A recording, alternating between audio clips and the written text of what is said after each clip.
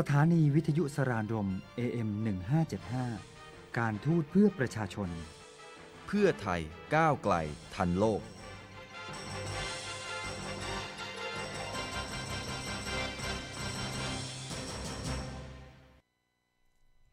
Swadika, you're back to watching and listening to News and Views with me, Sirisa Prashumyat. I am living right now on Facebook, so if you are on Facebook, do check me out.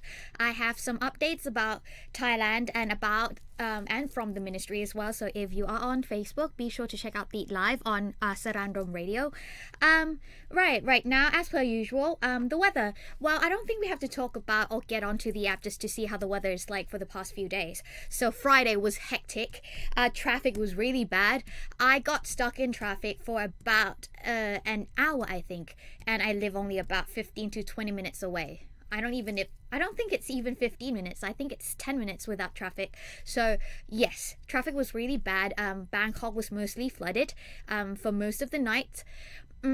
I know that some of my friends did not go home until late, like midnight, because they said that traffic in front of their offices was still very, very crowded, and they were just avoiding everything by staying in the office and just, chill out, drink, whatever.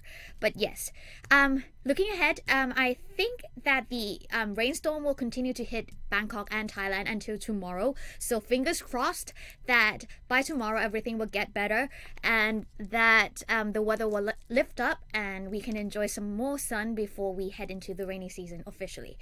Anyways, making the headlines on Bangkok Post this morning is thousands join Chiang Mai rally. So for the past during the past weekend, there have been reports about the rally up in Chiang Mai. So I have more details on that. But I saw the news yesterday about a barbershop up in Chiang Mai actually designing haircuts, men haircuts into as a way to contribute to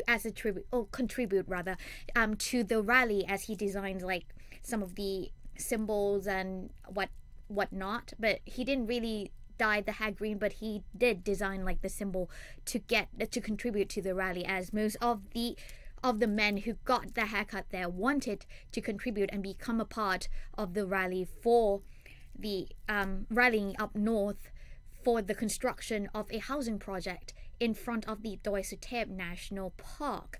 So I have more details on that in just a moment. But yes, let's look at the picture right here.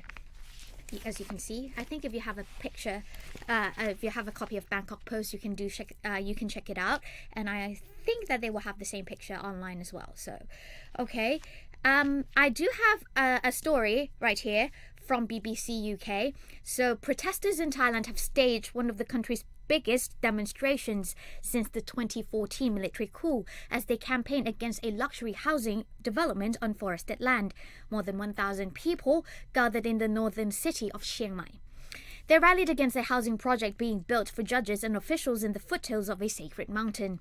The march went ahead in a defiance of a ban on public gatherings imposed by the junta, which seized power in 2014. Now, around 1,250 people took part in the protest. Police Colonel Pai San, Deputy Commander of Chiang Mai Police, told Reuters news agency. The protesters were focused on environmental issues and not politics, and they cleaned the street afterwards.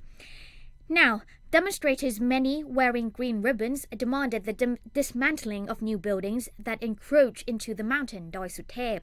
The forested area contains a popular temple and is considered by some to be sacred. Now, they gave the government 7 days to comply or face more protests. But the authorities have defended the development, insisting it was erected legally on government-owned land, and that does not infringe on the national park covering the rest of the mountain. Now, about 1 billion baht, that's about $32 million or 23 million pounds, has been spent on the project, which includes offices as well as housing, as it is nearly complete, according to the Bangkok Post.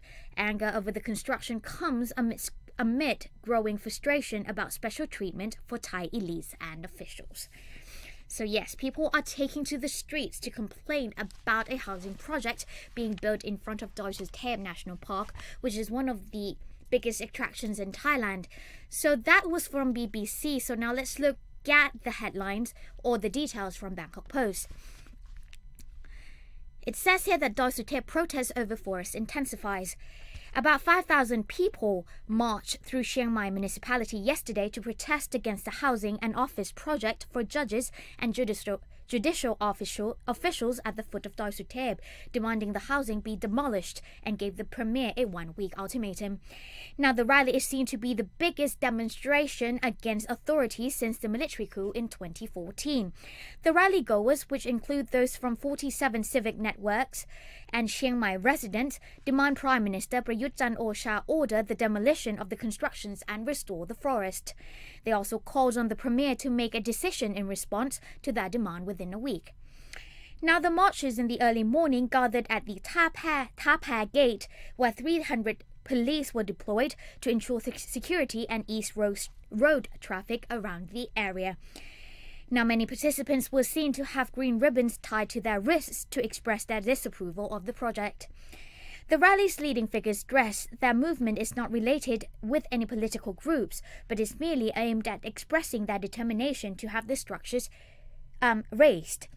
Thirasak Rup Suwan, a co-leader of the rally, said Doi Suthep has been a sacred mountain for Chiang Mai people since the Lana Kingdom 772 years ago. It is also a place where Buddhist relics are kept and religious ceremonies held to worship them. Adding, Doi Suthep is the treasure of Chiang Mai people, he said. Now, the Administrative Office of Appeal Region 5 earlier said the project site is located on Treasury Department land in Tambon Don Gao in Merim District that is not part of the national park. Mr. Thirasak, responding to that, said the site was once on land which formed Doi Suthep Forest as a whole. The raising of the trees in the area has caused an eyesore and violated the rights of Chiang Mai people, he said, adding public opinions have never been heeded since the project was initiated.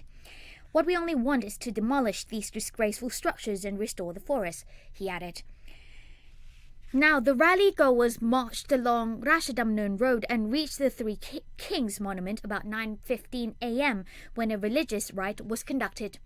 Now, during the rally, many people on both sides of the road were seen to deliver drinks to the demonstrators and showed placards supporting the movement. About 100 students of Chiang Mai Rashapak University also took part in the rally. Now, the students said the project should not have come into light in the first place. After reaching the monument, Mr. Thirasak said the group would give the Prime Minister 1 week to make a decision on the issue. A local woman who gave her name only as Noan said she had faith in what Prathad Doi Suthep, and it is unimaginable for her to see the housing project at the location. She said she wants the structures to be raised. The rally-goers later dispersed peacefully after the religious rite at the monument finished. Meanwhile, most people believed it is inappropriate to build a housing project for judge officials there, according to an opinion poll conducted by the National Institute of Development Administration, better known as the NIDA poll. Now, the posters surveyed 1,250 people across the country from April 21st to the 23rd.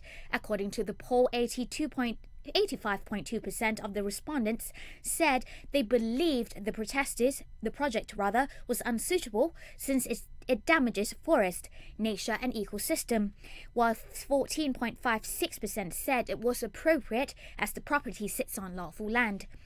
Asked whether they were aware that it is legal to build the housing project at the site, 81.12% said they were not, while 15.56% said they had known it was illegal. Now, according to the poll, 53.84% of the respondents said they agreed the structures there must be raised. About 43.68% disagreed, saying it would be a waste of money to pull them down now. Okay, so we have a mixture of feelings right there, but most of the people are against the project because they think that it will ruin the national park and its beautiful and picturesque site, which it goes both way, I guess. In a way, it's good that they'll have housing for officials to work locally, but in a different viewpoint, it is very difficult just to put up structures in front of natural picturesque scene that is always that is already there and has been for a long time, almost 1,000 years, like it says here in the newspaper, that 772 years ago since the ancient Lana Kingdom. So yes, most of the people would be against it because they were born on the land and they have been getting used to the picture that they have seen there. And I guess in a way that in my opinion, I think that it's best to try to preserve nature and natural environment as much as you possibly can, even though there are good points coming up in building new projects or development projects or housing projects or whatever projects that are planned. But I think that since natural resources and natural environment and the environment as a whole is diminishing rapidly because of humans doing and other factors around the world and whatever not, I think that is best for the next generation and for us as well, because we still have a long way ahead to preserve and conserve whatever we can just for the sake of nature, because we can't live without nature, and I don't think destroying it would benefit us more than just to help preserve it. I think that we can live with nature and we can find a compromise or a middle ground of how we can do it and what we can do to, cope with it or live with it peacefully without having to destroy any more lands or encroach into any more forests just to give us more comfort in life. Do you understand what I mean? Because I think that as technology kind of develop further and advance into the future and advance like right now, we tend to get more comfortable with life and we need more comfortable things to support our needs and demands, which I think that it's somehow not right. Because if we talk about human rights and we're trying to respect other people's rights, I think that it's in our nature to respect nature's rights as well. They have the right to be here as much as we do, but they don't really have a voice of their own, so they can't really say that, hey, you're encroaching into me and it's not right. But I think that it's in our nature and in our hearts and in our awareness and in our consciousness to realize that we have to live with nature, and nature is important to us and it is part of us, and I think that we should respect nature and the environment as well. So I think that's something to bear in mind. I know that there are good points and bad points in everything, but I think we have to think harder before we get on with everything or just to, carry out the plans and whatever not. Anyways, moving on. I don't think paid in full. There is, careers. The two careers have made up all the weekend. There are pictures everywhere of Kim Jong-un and Moon Jae-in shaking hands. So we'll just have to keep an eye out for that and see how it progresses, because we'll never know if they're going to retreat back into fighting again. Well, they haven't really been fighting, but they haven't really been agreeing either. I mean, in a way now they're trying to show the world that they are trying to communicate and trying to cooperate, but we will have to see further and continue to follow up on their movements and their decisions and whatever not. Nephew to join Stellar Battalion. Joint panel to oversee Mahidol University's Open Venture Club. I saw a news about UN human rights just a minute ago. Oh, right here. UN team visits Rohingya refugees in Bangladesh.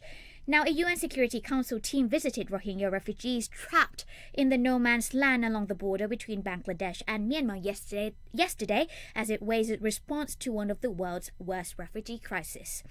Myanmar has faced intense international pressure since the start of a military campaign in August that has driven some 700,000 Rohingya Muslims over the border into Bangladesh, where refugees have provided harrowing testimony of murder and rape. Now, the UN delegates will interview refugees in the Bangladeshi camps before travelling to Myanmar and meeting civilian leader Aung San Suu Kyi, who has been denounced in the West for her failure to speak up for the Rohingya. Now, the Council is urging Myanmar to allow the safe return of the Rohingya and take steps to end the decade of discrimination that the stateless Muslim minority has suffered.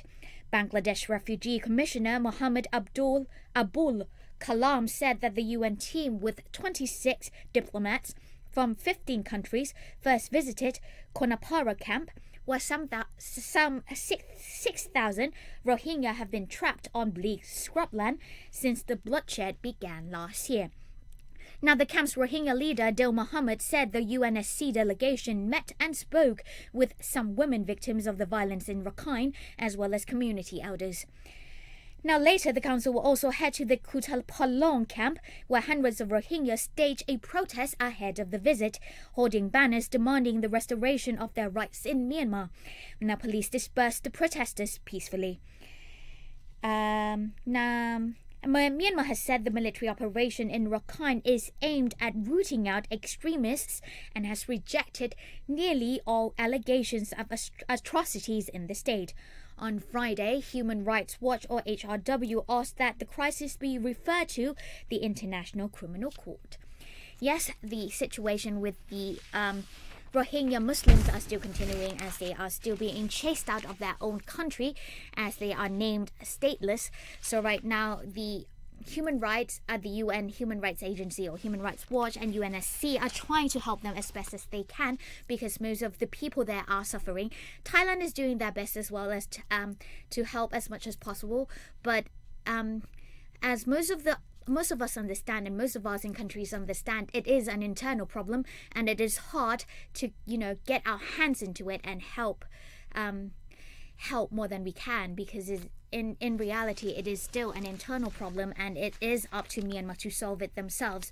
But the UN is trying to help as much as they possibly can as well because people are suffering and it is in the UN's job and efforts to help relieve the sufferings of most of the people.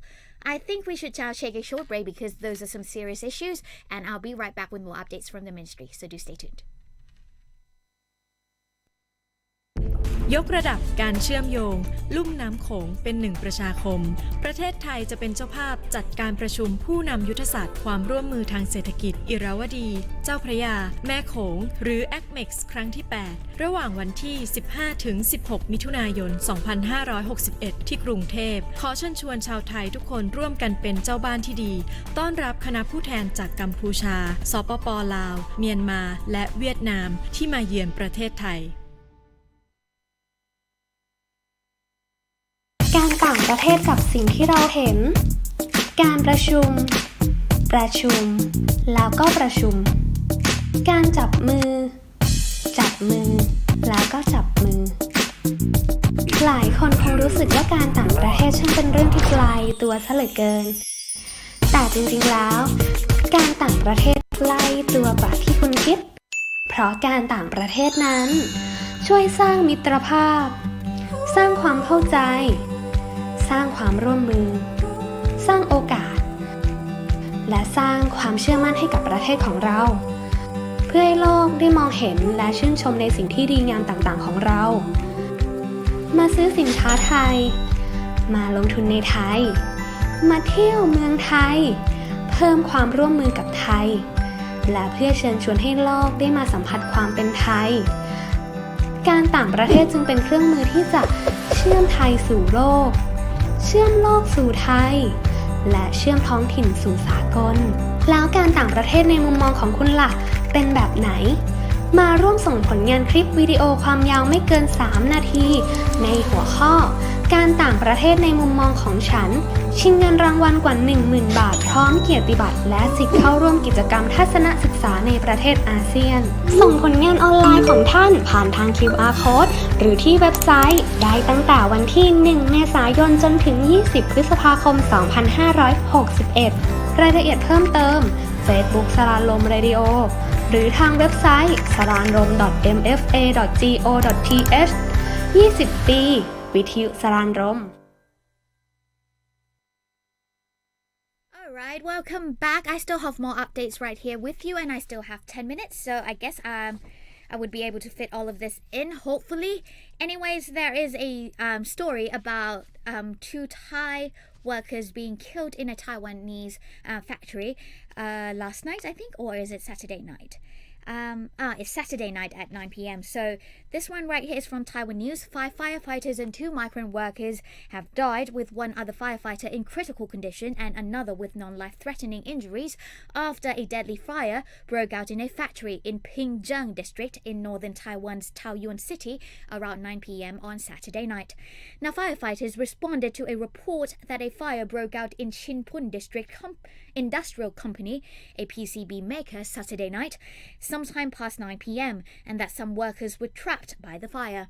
However, 7 of the firefighters who went into the burning factory became trapped and were reported missing as well. Around 10 minutes to 1 a.m. on Sunday, 3 firefighters were rushed out from the scene of the fire one by one. Lu Zhengyu was the first firefighter rescued from the scene and was sent to a nearby hospital with non-life-threatening injuries. Now, another firefighter rushed from the scene was Lin Po Ting, who was pronounced dead in a hospital after emergency treatment. The third was still in a critical condition in a hospital by 5 a.m. Sunday morning. By 4:15 a.m., 4 more firefighters were found and rushed out to local hospitals, but all 4 were found dead. Now, firefighters said that all 7 of their colleagues were found on the first floor. As for company workers, one Thai migrant worker about 40 years old was found, but later died at the hospital, and another Thai worker was found shot to death in the factory. Now, Taoyuan Mayor Chiang Mai left the scene around 5 a.m. on Sunday morning and will later give the public more information about the fire. According to Taiwan's National Fire Agency statistics, the 5 deaths amounted to the greatest loss of life for firefighters in the country in 11 years. Okay, so yes, I'm sorry to say that many condolences to the families of the Thai workers who had died in the factory. Alright, on to some ministries updates before we run out of time. Anyways, we have right here is the Thailand statement of the 3rd Inter-Korean Summit on the April 27th of 2018. Now, Thailand welcomes the meeting between President Moon Jae-in of the Republic of Korea and Mr. Kim Jong-un, leader of the Democratic People's Republic of Korea, on April 27th, 2018, which is the first Inter-Korean Summit in 11 years. The historic meeting reflects the continued concerted commitment and efforts by all parties, especially the ROK and the DPRK, to work towards a peaceful resolution of the situation on the Korean Peninsula. Thailand hopes that the outcomes of this summit and further efforts, particularly the planned meeting between the President of the United States and the leader of the DPRK in the near future, will pave the way for the eventual realization of the denuclearization of the Korean Peninsula, thereby helping to greatly enhance peace, stability, and an atmosphere of cooperation in the region for the benefits of the Korean peoples and the region as a whole. Thailand stands ready to contribute towards these shared goals. Anyway, there is also an update about the nomination of the Prince Mahidol Award 2018. Now, the Ministry of Foreign Affairs wishes to invite individuals, institutions to nominate individuals and or institutions with outstanding performance and or research that contributes directly to the betterment of society for the Prince Mahidol Award 2018, one in medicine and one in public health. The Prince Mahidol Award was established on January the 1st of 1992 to commemorate the centenary of the birth of His Royal Highness Prince Mahidol of Songkhla, the father of modern medicine and public health of Thailand. The award recognizes those who, like Prince Mahidol, have demonstrated a lifelong dedication in the fields of medicine and public health. Further information on the nomination of the Prince Mahidol Award 2018 and the nomination form can be found at www.princemahidolaward.org. Nomination must be received no later than May 31st of 2018. And last news before we head out for today is Songkran or Thai New Year Festival reception, which was held on April the 20th right here at the Ministry. Now, the Ministry of Foreign Affairs played a part in promoting the Thai cultural heritage and Songkran tradition by organizing Songkran or Thai New Year Festival reception for ambassadors and heads of international organizations based in Thailand and their spouses at Witesamo Hall with His Excellency Mr. Thani Thongpakdi, Deputy Permanent Secretary of Foreign Affairs of Thailand, as the host of the event. A total of approximately 150 guests and the ministry's executives attended the event. At the reception, the ministry brought some of the highlights of Songkran Festival, such as the Sand Pagoda and Thai performances and demonstrations. With the courtesy of Rajamankala University of Technology, Krung Thep, South Bangkok campus, the making of floral garlands, floral-scented water, and the traditional Thai desserts was introduced to the guests.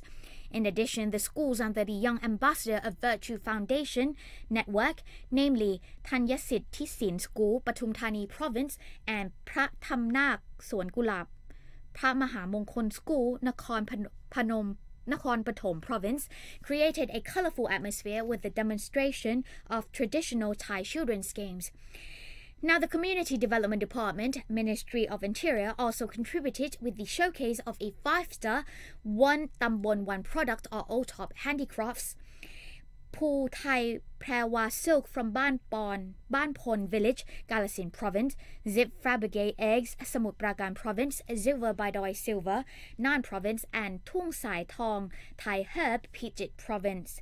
Now also present are a variety of performances including Hun Khon or human puppet, show by Gai Gao, Gan Lakon troupe, performances by the winners of the Creative Thai Classical Dance Contest organized by the Thailand Foundation, as well as the dance by Ban Somdet Troupe, as well as music by Sabai Thai Contemporary Instrument Band.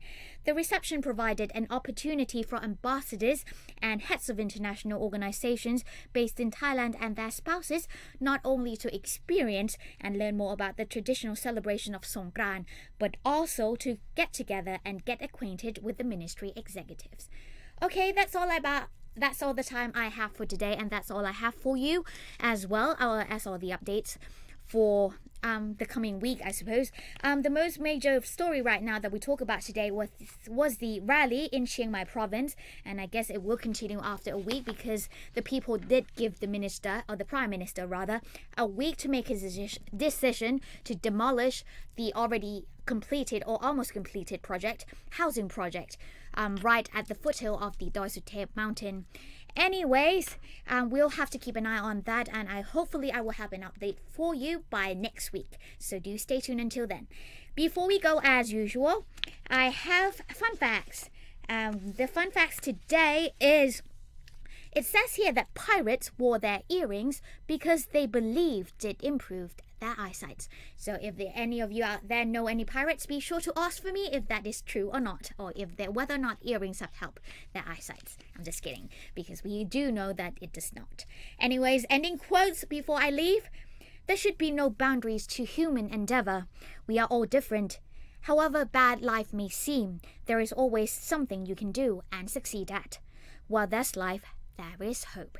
This is from Stephen Hawking, The Theory of Everything. And he is right. While there is life and you can still live, there is still hope. So do not give up and make the best of today, like I always say. Anyways, if you have any comments or just want to say hi, be sure to write to me. I am Siddhisa Prashumyat, and the address is the Ministry of Foreign Affairs, 443 Rama 6 Road, Ratchathewi District, Bangkok, Thailand, and the postcode is 10400. Or be sure to check out our other programs on our Facebook page as well as our YouTube channel on Saraญรม Radio. Saraญรมis spelled SARANROM. And so be sure to check out other programs as well, and be sure to like us on Facebook. Sorry, I think that's it I have for today, and I'll see you next week. สวัสดีค่ะ